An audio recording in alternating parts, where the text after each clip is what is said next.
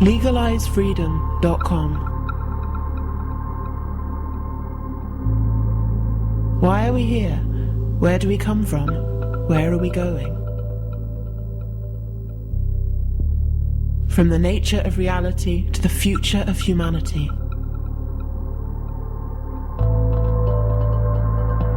Beyond politics, poverty and war. LegalizeFreedom.com.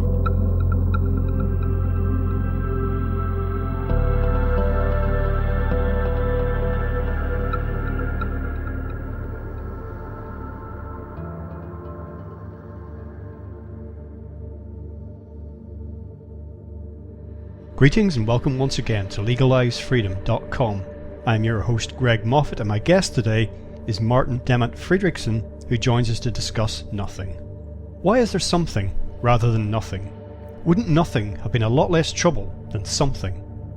But can nothing actually exist? And has there in fact always been something? Although answers to the vast, unfathomable mysteries of existence seem as distant as ever, we remain as compelled to seek them as countless generations before us. Indeed, as a species, we seem unable to truly thrive without some overarching sense of direction or purpose. However, in a challenge to this eternal existential quest, Frederiksen pauses to ask, what goes missing when we look for meaning? In seeking some ultimate purpose in life, the universe, and everything, do we devalue or even deny the present moment, the instant immediacy of where we are right now? Furthermore, given the strife and conflict caused by competing worldviews, religious, secular, spiritual, scientific, and more, is there something to be said for an acceptance of futility, an embrace of meaninglessness, or even the active negation of any and all notions of cosmic teleology? After all, denial of meaning needn't necessarily mean nihilism. Like so many civilizations of the past, we live in a time of crisis. Contemporary culture is caught in a corpse-strewn cul-de-sac, a war zone of competing cosmologies, ideologies, and dogma. There are two ways out of this destructive dead end: turn back or break through, but no guarantee of either. One thing, however, is certain: what we affirm or deny, in thought or in deed, individually and collectively, has an effect. Even if we choose not to decide, we still have made a choice. Hello and welcome, Martin, and thank you so much for joining us on LegalizeFreedom.com. Thank you. Okay, today, Martin, we're going to be talking a little bit about nothing actually, but spun off a little book that you've released recently called An Anthropology of Nothing in Particular. Before we jump into that, if you could just tell listeners a little bit about your background and your work in general. Well, I'm a social anthropologist and have been working with conducting research among various subcultures over the last 10-15 years. And one of my most recent projects has been a long-term fieldwork among declared nihilists, which has been the vantage point for this book. Okay, so I mentioned, well, hopefully people will know what nihilism is, but again, I mentioned I've addressed one or two of the key points in my recorded introduction, so hopefully everyone will feel that they're up to speed. But question about the book, first of all, as you say, it's sort of essentially a book about nothing, but it's a slightly unusual structure for the book. It's like a collection of little vignettes, some fictional, some non-fictional, some are it's not quite clear where the line blurred. Why did you choose to do it in that format? It's quite disorientating, but quite stimulating at the same time. Well, it came from one of the vantage points of the book in itself, which was a conversation I had with one of the main characters in the book some years ago, who had just read one of my previous books on boredom. And he said that although he liked the book, he felt that I was constantly trying to make sense of things. I mean, there was too much chronology in it, and there was too much analysis involved in places or empirical descriptions where he felt things were actually meaningless or nothing was really happening. So he challenged me to do a project and try to write something where that wouldn't be the case. And the initial draft of this book was actually much longer. I think it was around 200 pages. And after I finished that, I kind of realized that I had done exactly what I was supposed to do. I had started to constantly explain everything. So I basically went through the entire book again, and then, erased chronology, erased any reference to particular places or contexts, and put in these small bits of fiction or part fiction, basically to disorient the reader, to make it more up to the reader to reflect on the themes without me over-explaining them. Which makes it, it might make it tricky to read, but hopefully it forces you into thinking about theme to a greater extent, or at least that's the hope. Well, I'd rather liken it to just picking up a novel and just reading it entirely out of sync. I'm going to read a bit of chapter 2, then I'm going to read the last paragraph of the last chapter, then I'm going to go right into the middle. It's a little bit like that. You kind of, things come up again and again, just recurring themes and motifs and characters, but it's kind of like the narrative is all over the place, such that there is one. Well, as far as meaninglessness or meaning goes, it seems that the history of the human race seems to have been sort of a quest for meaning, trying to understand the environment around us. Yeah. At first, just from a survival point of view, like what's this, what's going on. But then very quickly it seems to have turned into like, where it was the immediate earthly environment or looking at the skies, it was this sort of sense that there's something going on, or at least trying to understand it. And then, of course, all these other layers came in, even before written language, there was like symbolism, and it just seems to be an inherent part of who we are. Yeah. And right through, the entire vast swathe of human history, it seems, whether it's from a religious standpoint or scientific or something in between, that it's been a quest for meaning. And, whatever that meaning happens to be, even if it's like relatively, insignificant. For example, a lot of scientific materialists will say, well, we're trying to understand our environment and the Earth and the solar system and the universe and evolution, biology, chemistry, physics, but they're not implying any particular meaning, saying it's basically purposeless. But we can figure out what's going on, and then of course at the other end there's that that meaning is the fundamental underlying strata of everything. But you posed the question quite early on in the book, what goes missing when one looks for meaning. That is to say, not just to say that perhaps there might be no meaning in all of this, so therefore don't spend all your life questing for it, but actually that there's something that you lose if you spend all or some of your time, whether you're doing it from a positive frame of mind or a negative frame of mind, but when you're constantly looking for like, what's all this about, you're neglecting something else. Yeah, and it's actually, it's a question that has been, I didn't come up with that question. It's a question that's actually been posed several times. In ancient Greece, the skeptics and people associated with them would toil with that question as well. And with the basic question that has also been fundamental for a lot of philosophy of whether nothing exists at all, or whether meaning exists at all. And I think if we go back to some of these very early writings, there is actually some significant discussions about the role of nothing and the role of meaninglessness in social life, and what it entails, or what you can actually gain from not banning it completely, but letting it in somehow, or at least acknowledging that it exists as a part of life. Because, as you say, I think a lot of people strive towards constantly making their lives more meaningful, or it can be, through religion or through consumption or whatever it might be, or in fear of your own mortality. But it does become a quest that kind of constantly pushes you away from where you are.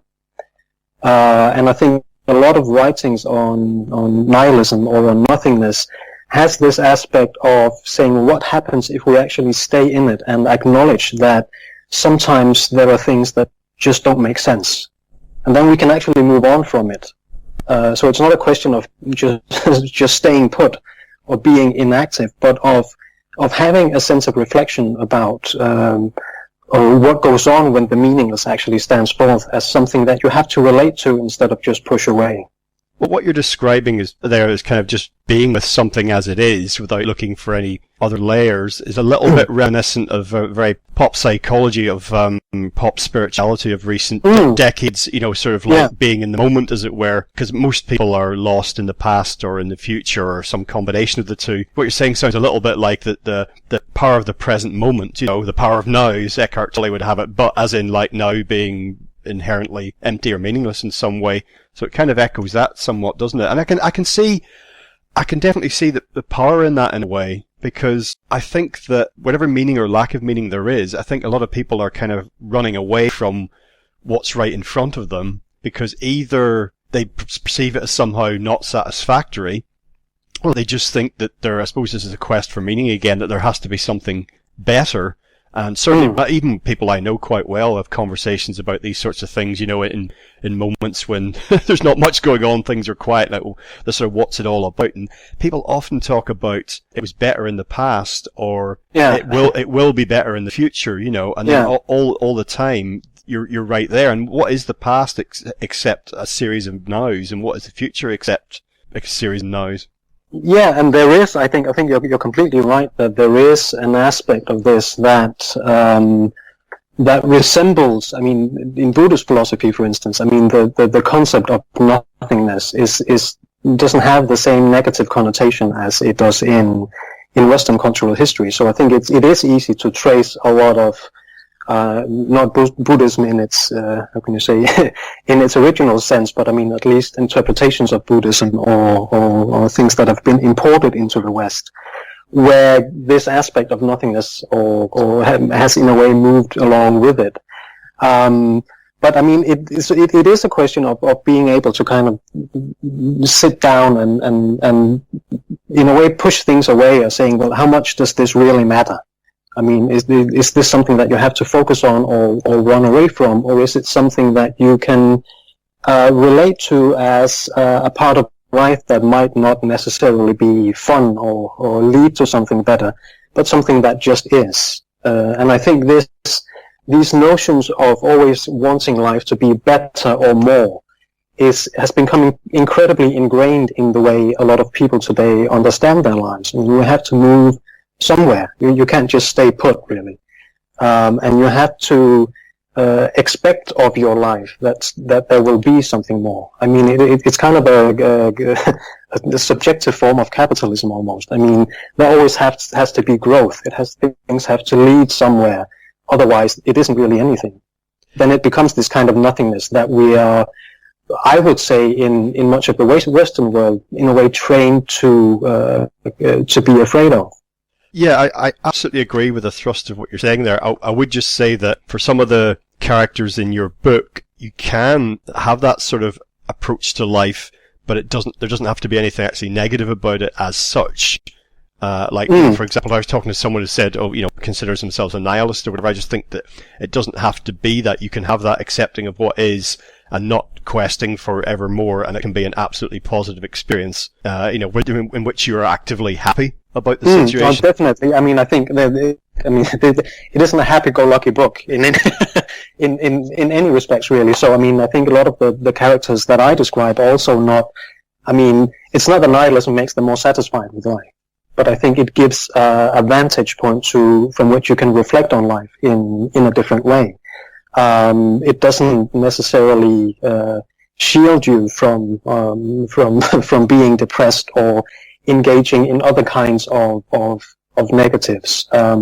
But it does give you a position from where you can think differently, or you can perhaps even think more freely about life.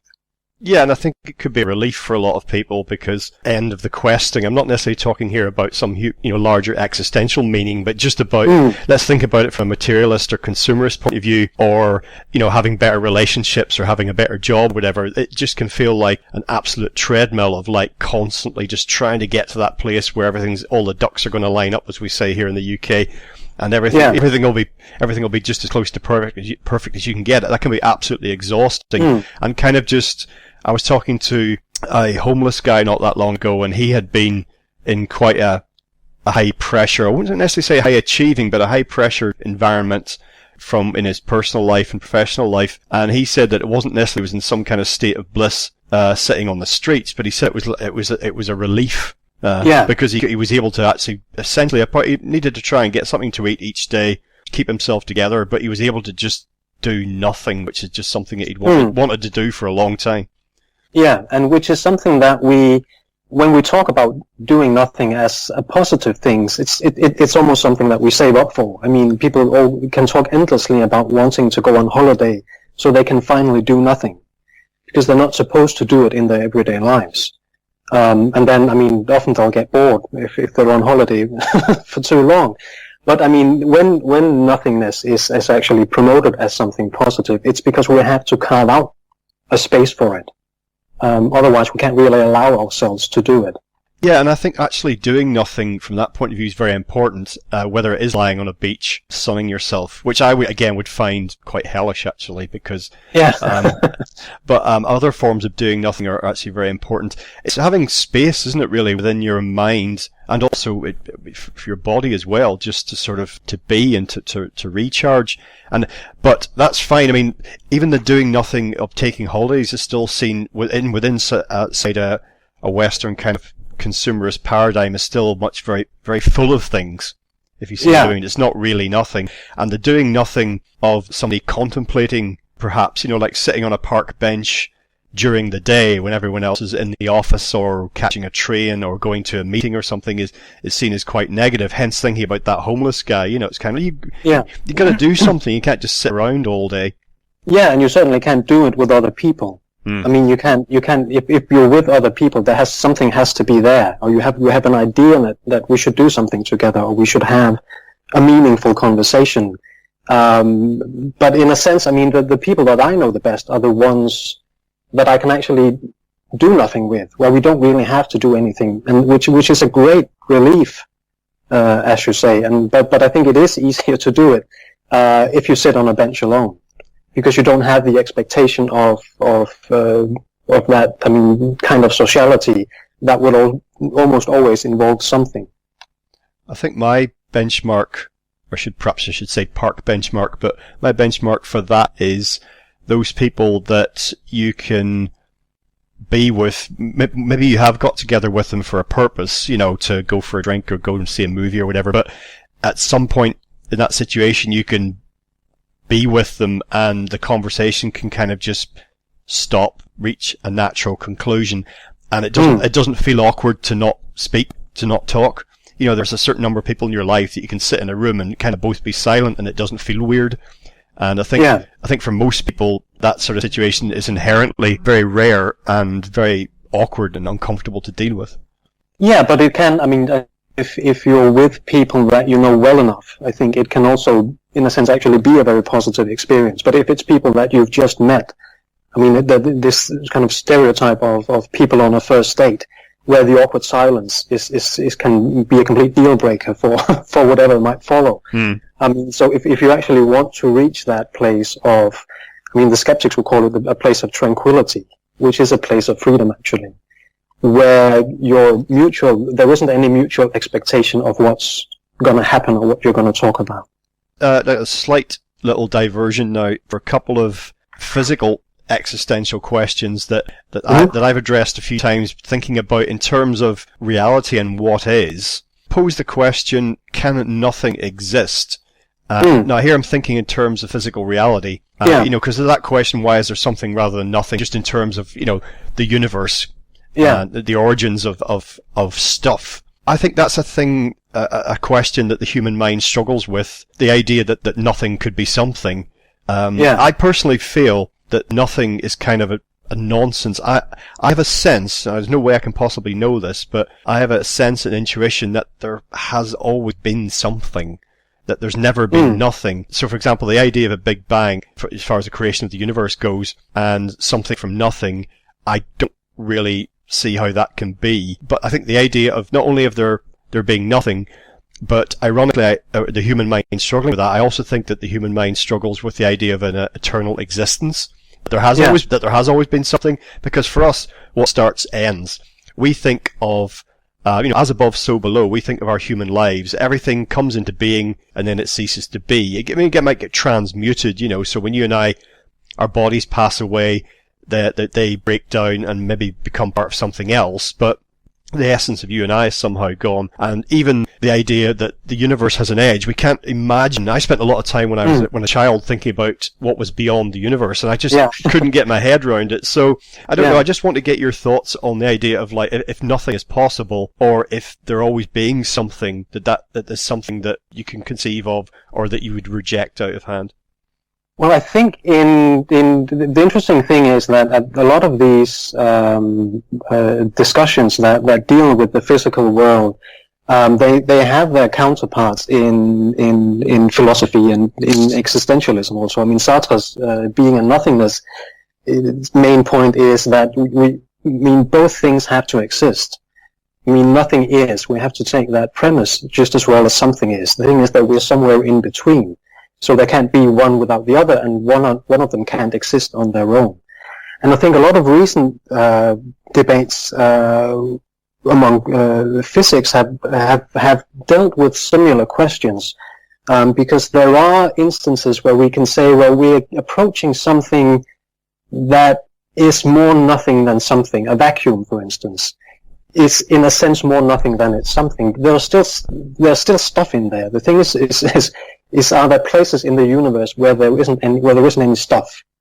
And I had one discussion, and this is, I mean, I'm on thin ice when it comes to a lot of these questions in terms of detail, but I had a discussion with an astrophysicist at one point who said that he believed that we should think of physical reality in a sense as flickering, that there is always nothing, and then there's something, and then there's nothing, and then there's something. And that he believed that they were close to being able to actually prove that existence of nothing. But that it's a matter of, I mean, seconds or split seconds so small that we can't perceive them. And he said it's the same as if you imagine a massive ball of M&Ms. And each time you turn your back to it, someone will take out one of these M&Ms. And when you look at it again, it looks the same. And that's what something is for us. But the thing is that nothing actually exists all the time. In his view of it. And that, I mean, in space at some point, we would potentially also be able to prove the existence of something we would have to call nothing. So a place where there isn't any stuff. But I mean, for me personally, it's also, I mean, I find these questions almost nauseating because it's so difficult to think about them. Or it's so difficult to apprehend that nothing exists either at the edges of the universe, or that it actually exists around us all the time, as would be his claim. But we just can't perceive when it's here. It's interesting you use the word nauseating when you also mentioned Sartre. In that, well, I understand. I wouldn't use the word nauseating, of course. I would use the word mesmerizing. At worst, I would use the word paralyzing, in the sense that, you can spend as long as you like on it, and you come away and say, oh, okay, right, well, I'm going to go on and I'm going to have my lunch now because I'm not getting any further with this. But I would take more of I find it fascinating, and I would also say that those questions I'm no closer to answering in my own mind, but I'm also okay with that, and I think that sums up my attitude to the big existential questions and the question of meaning anyway, is that I feel that there is inherent meaning, that there is a meaningful drive in the universe. However, I'm completely prepared to be proved utterly incorrect in that respect, and that will not be traumatic to me. So I don't have a religious perspective where it's very personally important to me that there is meaning, but I just sense that there is. If there isn't, that's okay. I've always said that I wasn't convinced that consciousness is extinguished at the moment of death, for example, but equally I've said if when the human body expires there's just a black void of nothingness, that's fine. Not saying I would enjoy a black void of nothingness, but I won't be around. I appreciate that fact, so it won't matter. So I don't have a dog in the fight, if you know what I mean. I sense that there's meaning. If there isn't, that's okay. We'll wait and see. The evidence isn't in yet. So I suppose that's a different perspective from some people I've met who are convinced that everything is utterly meaningful. If that was proven not to be the case, then they would just die mentally, physically. They would be crushed because their whole existence depends on there being underlying meaning. And I've also met other people who are utterly convinced that everything's meaningless, and they will resist any evidence to the contrary vehemently because they're invested in this view of the universe. And I think there is actually, there is some kind of middle position between these, which has a nihilist tendency in the sense of saying, or being in a way an extreme social constructivist in terms of accepting that, all we have around us in human society is a social construct. Whether it's religion or it's society itself or it's love or whatever we might think of, it's something that we constructed ourselves. It doesn't have any inherent meaning. But that alongside that, we can still live it as if it does. That doesn't make any difference that it's a construct. If you know what I mean, which I think it comes closer to your position, perhaps. Yeah, absolutely. And I would say that we have some evidence that, and I'm probably not at the extreme end of the scale, but we've got some evidence that religious people live longer, for example. Yeah. And they can often be happier, whether they're some people feel they're kind of deluding themselves. The point is that they're adopting a worldview, and it's allowing them some kind of peace. I know some humanists, for example, and if you don't know what humanist position is, just look it up or use your imagination. I'm not talking about you personally, but just the listeners. There's some people, some really not bad people, but joyless people who are really quite unhappy. I think they're happy that they're humanists because they feel that they're being realistic about the world and they're rejecting all this delusion and fantasy. But personally, they get no joy from a sunset or a mountain vista or from contemplating, the cosmos. There's no sense of wonder there, I suppose. But equally, I suppose I've met a lot of religious people who there's no sense of wonder for them either. They're in the same way, they're just following another rule book. So I suppose there's a difference there in whether you've got a materialist point of view, whether you feel there's some kind of meaning in life, the universe and everything. It's whether it's something that you authentically feel, or whether you're just following a rule book, or you see what I mean, a guide for this is how you do things. Those two different positions will determine in your experience, as it were. Yeah, and where there is also, the position that I think, at least some of the people I describe have that, it's not that something like beauty doesn't exist. It's not that there can be types of music that you personally feel is better than other types of music. The question is that you shouldn't impose that position on other people. That there should always be a freedom to not let that be an issue of discussion. So that there are aesthetics that you can still appreciate, even though you have a nihilist or a partly humanist position.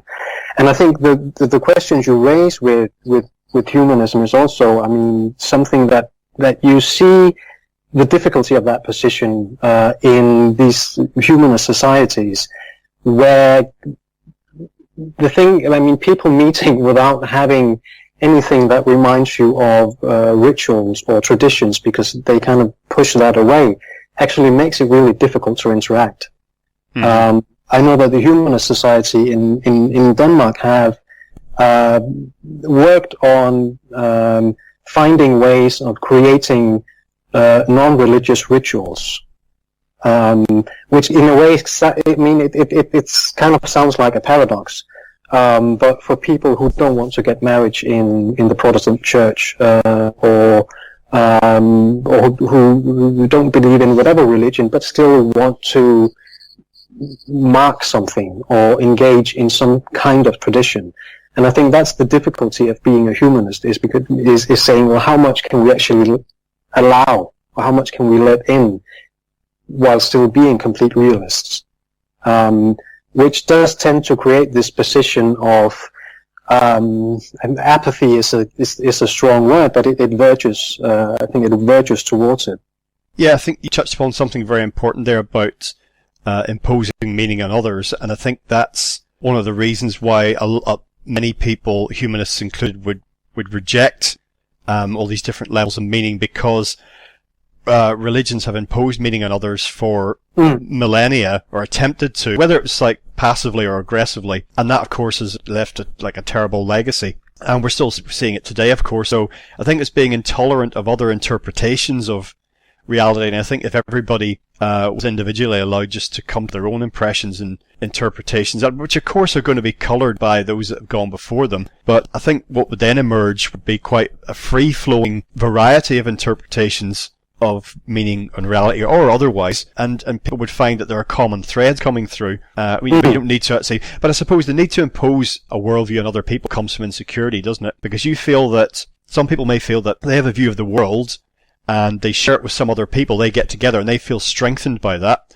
So they feel threatened by others who just say, oh yeah, that's fine, do what you want, but I don't agree. This is how I see it. Then it's almost like it's like strength in numbers. Like if you're one person, you see this catch with some cults, don't you? If you're one person with a very tightly defined view of the world and how things have to be, if you can gather other people around you, then that makes you feel stronger. So the question is, has one got the power to be your own one man or one woman, religion or worldview or whatever it happens to be? Just say, no one else in the world thinks like this, but I'm happy. Yeah, and this, to which degree is it actually possible to take away the ways of thinking that you have grown up with, or that kind of becomes inherent? The understanding of nothing as one of them. Because I'm not a religious person myself. I also don't have a cult, but ideas of this totality that often is a part of religion, where you have a particular worldview that is really dependent on being everything. I think it's difficult if you've grown up in a place like that to actually remove yourself completely from it, or to be this one man, not army, but just one man opinion or one woman opinion. So I don't know how that would work without actually some of it still being there somewhere, whether it's your perception of meaning or your perception of something like nothingness.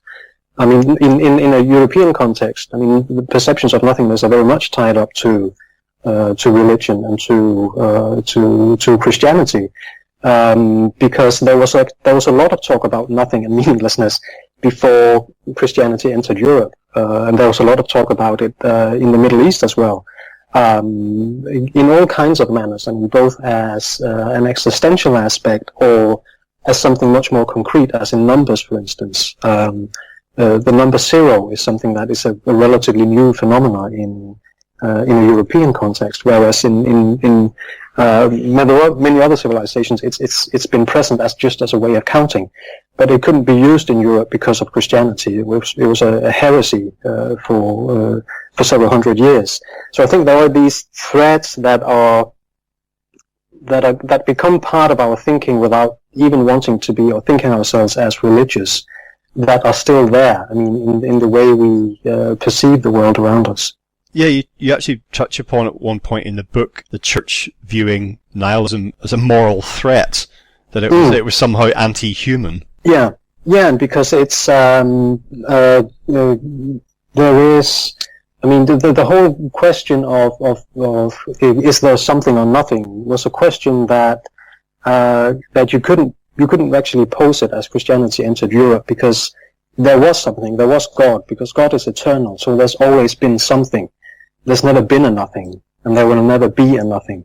And that kind of, that pushed away, all these prior discussions of whether nothing can exist. And in, the context that I describe in the book, believing is inherently a part of what it means to be a human being. That if you don't believe, then you don't have the qualities of what it takes to be a human being, because it's a central aspect of a moral, virtuous being, is your ability to believe. Yeah, because even if you're not in a religious cultural milieu, then, as you mentioned about the humanists with their ceremonies, I've been to a humanist wedding, for example, there's still attempts to try and soften the edges of this lack of meaning, to put a human face on it. So it's like, we think ultimately that, this is all pointless and after death there is nothing, but whoa, we'll just, we'll put a bit of Vaseline on the lens and, we'll sweeten it a little bit for you so it's not too harsh. Yeah. There still has to be an attempt to it can't be too stark, if you see what I mean. Yeah, and saying that, even if we were to accept that there is, that there's been nothing prior to my life, and when I die there'll be nothing afterwards, but that doesn't mean I can't enjoy life while I actually live it. Which would be, that position that we can, you can, in that sense, you can be a humanist and say, well, there's not necessarily any higher meaning with our existence or with our individual lives, but that doesn't mean that we should stop living it. And talking about religion, it's interesting how the parallels between some of the potentially scientific ideas I mentioned before about, perhaps there wasn't a Big Bang, perhaps there always has been something and always will be something, however counterintuitive that is for many of us, the idea of an eternal God, there's just no beginning and no end. But also these similarities between the idea of the Big Bang and let there be light. And in the middle, somewhere in the centre of all that, there would be your nihilist, or at least your person who doesn't attribute meaning to anything, just going, oh please, just stop, stop already, Yeah, where it also becomes, even the questions that I pose in the book, or the question you pose, is there something or nothing? From his perspective, that's an irrelevant question. The discussion in itself, the discussion of meaning or meaninglessness is pointless. There's no reason for us to discuss it, which would be, in a sense, an extreme nihilist viewpoint. And we didn't have, during that field work, that was actually one of the premises of it, that I couldn't ask any questions about nihilism, because they didn't bother discussing it. I noticed just that at various points in the book, different situations the characters are in, you talk about music, particular types of music quite a lot, rock and pop of various types, and I was just thinking about the ways in which culture, particularly popular culture, reflects the sort of existential, metaphysical zeitgeist of the time.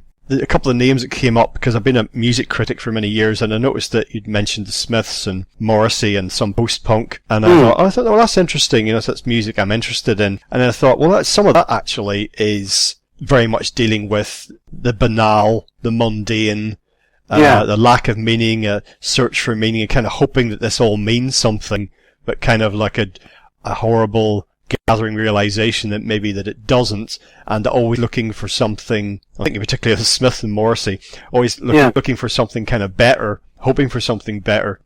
Both music and literature and film as well. Which was basically what people did when we would meet up, would be to listen to music or to watch various movies. That did reflect, and I think that's actually where I got the majority of my material, was that it was possible to discuss that. You could discuss post-punk, for instance, or we could discuss Tarkovsky movies, which was also, in a sense, a central theme in that entire fieldwork. But there are, as you say, I think we can distinguish kind of pockets of periods of time where nihilism, in a sense, or discussions about meaning have been prominent in music, as in the post-punk movement in the late 90s and early 80s in the UK, for instance, or if you look at philosophy in that light, the French existentialists that really gained their ground in the years after World War II, and the question of saying, when things like this can happen, does life make sense? How can we make sense? Can we even make sense of something like World War II, which was central for Albert Camus and for Jean-Paul Sartre in many of their early writings? I think in Tarkovsky movies you can see it definitely as well, that it reflects particular socio-historical moments. And a lot of the discussions that I had with this particular group of nihilists would also center around these periods of time, or the music, or the literature, or the films that came out surrounding particular historical periods or political situations even. That kind of, I think that inspire a sense of even meaninglessness or nothingness or pessimism. And I think we can see it today. There is also Even in academia, I mean, there's a lot of writing on pessimism and doubt and themes like that today, whereas 10 years ago, a lot of people were writing about hope, which was kind of the Obama effect, where now we have a Trump Brexit period that inspires other kinds of themes for artists especially to engage with. Yes, and a lot of it, whether it's academic writing or commentary in the media, or whether it is fiction or music, whatever, a lot of it's trying to process and come to terms with the developments you've been talking about. Or conversely, a lot of it, particularly in consumer culture, is actually to move away from it, to deny it, to just cover it up and just drown it out, pretend it's not happening. Yeah, where you can have post-punk and disco as two central genres in music existing at the same time. Well, I mean, from the nihilist perspective, you would say, well, disco and these kinds of genres is people who are trying to remove you from actually engaging with the meaninglessness of life. I don't know if you're familiar with the subculture electronic music called vaporwave, or whether you've ever read work like Simon Reynolds' Retromania, for example. But I think we've been talking a little bit about music, I think as far as where we are right now, it does seem to be like just consuming itself in terms, popular music in terms of looking back and recycling the past and completely unable to imagine anything new. And I think there's kind of like a fear of the future, at least a huge degree of uncertainty. I thought that this tendency was kind of reaching a bit of a peak as we move towards the year 2000, the turn of the millennium. And I thought, well, there's understandable reasons for that. This sort of thing kind of happened at, the turn of millennia in the past. They had their own manifestations of this. And when we get into the 21st century, there'll be kind of like a bit of okay, we kind of got through that. Y2K didn't happen. And we'll be able to begin to move forward. I mean, I understand a lot of the limitations on our society, and we're not going into some kind of techno-utopian future, but we'll at least be able to move forward and work with what we've got. But no, it's just got worse. It's absolutely got worse. Yeah, and I think if we take, I think, the situation today from a Nietzschean perspective, I mean, he would say we have something that's emerged along with the political situation today, or something that might even have promoted it, is that there is a sense of what he would call of active nihilism as opposed to the passive nihilism that I mainly describe in the book, which is that we have a situation of what he would term values without a world. So we are not really, we're interested in things being different, but we're not interested in what that difference will be, which means that people will actively vote against something without voting for something. So if we take, Trump and Brexit as two main themes, a lot of people would argue that, Trump won because people voted against the established system. They didn't know what would come. Trump is basically a question of form without content. It's a spectacle, but there's no actual political content in it, and people readily accepted that being the case. They just wanted something different, and then they got something worse. I think a lot of people would also argue. But also with Brexit, that was a vote not necessarily, it wasn't a vote for anything, it was a vote against the EU. But no one really knew what would happen afterwards, which is kind of a classic example of active nihilism. Whereas the passive nihilism would just be a detachment from it, saying, well, the world doesn't make sense, so why should I participate in it? Why should I vote at all? Yeah, exactly. There's different types of sort of active nihilism. People have often spoken about, commentators have said, well, what would happen if some of these extremist terrorist groups got their hands on biological or chemical or nuclear weapons? Would they use them? And I'm thinking, well, they probably would. There's people out there who they want whatever is around them or whatever is bothering them just to stop. They would just do it anyway. It would just be like, we don't know what's going to happen here. Just pull the trigger. It was a bit like at CERN, when they first activated the Large Hadron Collider. Yeah. And somebody said, oh, it might cause, the universe to implode, well, do it anyway, Yeah. So there's that type of attitude of like, it doesn't matter. And a lot of people, myself included, are kind of, kill yourself by all means, but just leave me alone. Yeah. There's also a kind of what I think you've referred to as like hedonistic nihilism, which is we've touched upon several times, which is a lot of people, particularly in Western or Western type societies, consumer societies, they're definitely craving something. I think they would hesitate to call it meaning, but There's this kind of waiting for these improvements that we talked about, and you mentioned something in the book again called Sunday neurosis, which I recognise very well, and a lot of people suffer from that. But there's the other side of that coin is Friday feeling, which is kind of you get to the end of the week, it's the weekend, you must be, if you live in a city and work in, you'll understand how that dynamic works, how the week is structured around all of that, and then it comes to Sunday and it's, oh God, we have to go back to this. And I think I first started contemplating what is this for when I was relatively young, because I saw this dynamic first at school, but I saw it also with adults, which is kind of, we had billions of years ago, the earth was a molten mass. At some point we had the opportunity to construct a society, and what we ended up doing was, over a period of tens or possibly hundreds of thousands of years, we've made one where most people most of the time are unhappy. But maybe 1 or 2 days of the week, they get drunk, things look a little bit better for a while, they look a lot worse when they're hungover, and then they do it again. What Pink Floyd called quiet desperation. Keeping on. Yeah, and it does. I mean, I think that is it's definitely also a theme for many of the people in my book. That, I mean, they do have what you would call regular lives during the week, and then they kind of meet up and do nothing. So you save up again. You save up spaces for not doing anything, or for doing a lot of things, for being a hedonist in a way that you can't do in your everyday life. But that it is exactly also this dynamic that leads people to questioning of all the possibilities.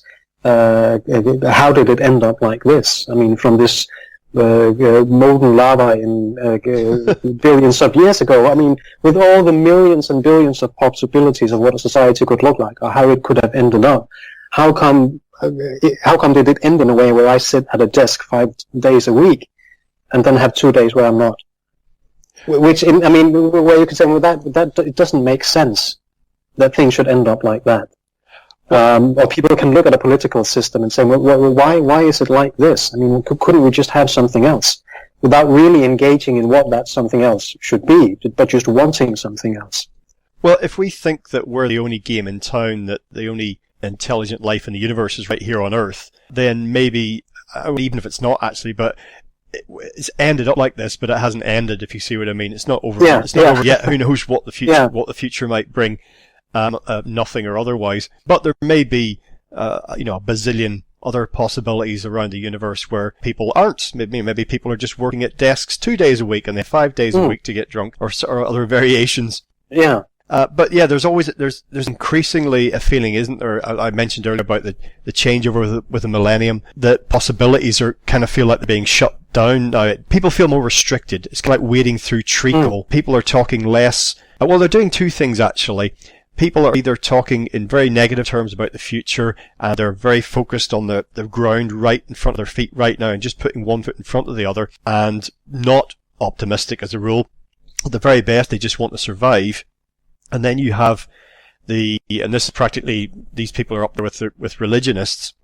You have what I touched upon earlier, the techno-utopian thinking, which is kind of like the future's going to be bright and shiny, and that's just a way of kind of overshooting the current kind of quagmire that we find ourselves in. We seem to have been, in terms of existential questions, we seem to, as a global society, have been here before to some extent, but each time we move through a period of challenge, of collapse and renewal, everything seems to kind of like in terms of human society, reconstitute itself on a bigger scale. And maybe that's part of evolution. So once again, we find ourselves here now, some of us trying to look to the past or learn from the past, but feeling that we're in a position, challenges, whether they are psychological or whether they're physical, that we haven't quite faced before. We don't feel that we've necessarily got all the tools to move forward.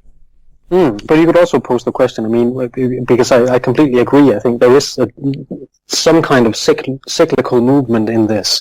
I mean, again, if we take the period after the Second World War and the question of French existentialism, or even just going back to the 70s in Europe, which wasn't necessarily a positive era either.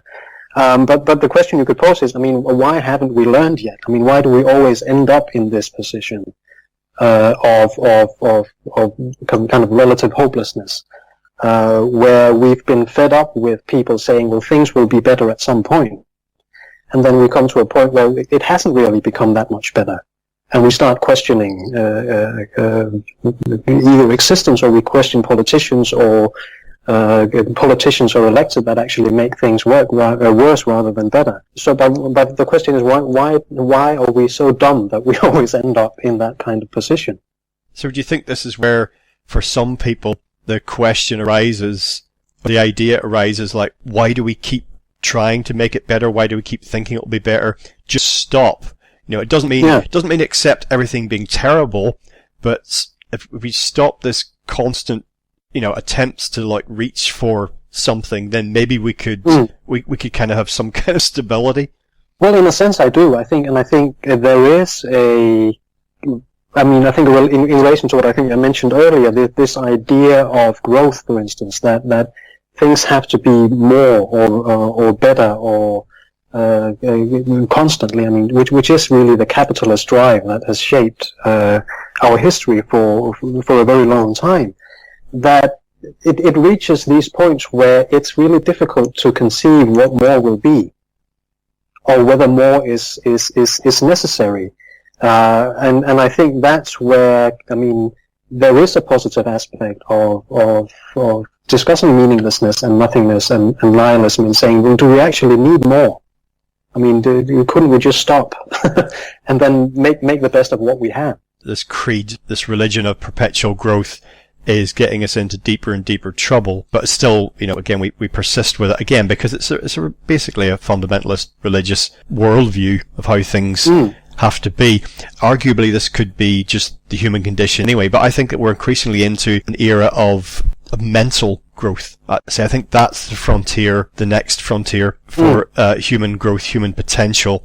And it doesn't mean that all and everybody has to participate in it actively, but I just think that is the field of growth endeavour, and that's what we should focus on. And I think it'd be very interesting to see how things would change if we did that. And obviously there's always been a section of humanity who have made that their priority. They've seen that as the ultimate realm of humanity and being, and if there is any of meaning. I was rewatching on television not that long ago a movie, I don't know if you've seen it, Children of Men. It's based on a well-known novel. The bottom line of that movie is that at some point, basically the human race becomes sterile from a reproductive point of view, and the society descends into chaos and violence, basically like some kind of totalitarian police states, and society's falling apart because it appears that the human race is going to die out, therefore it's all over, as if that was the whole universe, was just us on this rock. But for the people, a lot of people consciously or subconsciously in the movie, in the story, meaning has gone, purpose has gone, and for some reason it then quickly decays, stagnates, declines, decays, and ends up in violence. And I remember reading a similar theme. I mentioned these just a couple of cultural artifacts, that's all. I remember reading a novel by Brian Aldiss called Greybeard, and a similar scenario in that novel. Human race becomes sterile, and that doesn't quite descend into violence, but people just lose their focus, their drive. A lot of people just basically become insane, kind of passively insane. They're not running around killing people, but they just go gaga, everything, because meaning is gone, purpose is gone. So it seems like we, on some level, I find this undeniable, that we crave meaning, whether wrongly or rightly, and that some people would say that we cannot thrive without it. The question is where you derive any meaning from, and whether you call it meaning, whether you view it as meaning, or whether, for example, someone who has a nihilistic point of view, whether they in themselves, that can be their meaning, that can be their purpose. Yeah, which is, what you would call the nihilist conundrum. Can you, if you declare yourself as being that, then in a sense you would say you found meaning in that declaration. But I think you can also see examples of literature that takes, in a sense, the opposite view. I think something like Janatella's novel that I think I also mentioned in the book, which is just called Nothing, which in a sense tells the opposite story of this group of children who get obsessed with finding meaning, and who actually, that also escalates into violence in that search. So I think there are these opposite poles of people who in a sense, who fall apart or go against each other in the lack of meaning, but also people who do it in this extreme search for it. And what the exact middle position is, I'm not sure. I don't have a I don't have an idea for what that would exactly look like. But I think it is this middle position between a kind of nothingness and a kind of something, where you have to acknowledge the existence of both, at least. I think that a lot of problems for people in all of this, in a denial of meaning, and even those who sense inherent meaning, although they can't quite grasp it or understand it, is a sort of a fear of the implications of meaning, as to like how we should live. That if some kind of meaning did reveal itself, then that would be like, oh my god, okay, so we now have to step up and live up to this. Let's just say there was some kind of inherent evolutionary drive in the universe that we're a very important part of. Then we'd have to ask, well, if we did do nothing, and could that be part of that evolutionary drive? Could that have an important role? Or would we need to do something else? Would the evolutionary drive be best served by human beings and other life forms doing very diverse things? So maybe some people would deny meaning, some people would pursue it. Maybe that diversity would give the best chance for evolutionary expression, if you see what I mean. But I think one thing, for all that people kind of crave meaning, I think they also are afraid of responsibility and the idea that they actually have control over their lives. And that's how I personally feel. I think we make our own meaning in a way. And I mentioned earlier about the idea that happiness flows from within, and we choose how we see the world. And it's just my personal perspective. When you change the way you look at things, the things you look at change. Well, I think I'm like you, and even though I've been working with this theme for a series of years now, I'm also, in a sense, I'm undecided about what meaning might be. I think in terms of the moving forward, I think the central aspect is that that one thing doesn't come to take precedent over another. I mean, that it doesn't become too focused on particular kinds of meaning, but also that, I mean, complete engagements with nothingness, in terms of really doing nothing or abandoning procreation or whatever it might be. I mean, it kind of obviously also won't lead us anywhere. But I think this constant reflection about how we perceive meaning and how we perceive nothingness are at least an important step in terms of not getting stuck with either one of them. Okay, Martin. Well, today we've been discussing your recent book, An Anthropology of Nothing in Particular. That's widely available, all the usual outlets. Do you have a web presence? Is there anything you're working on? Is there anything at all you'd like to share before we sign off? Well, I'm working on a new book now on the prefix "un," which in a sense is an extension of this book. I mean, the way things move towards being something without quite becoming it. But that's going to take a few years. Okay, wonderful. Well, Martin, once again, thank you so much for joining us today on LegalizeFreedom.com. And thank you for the invitation.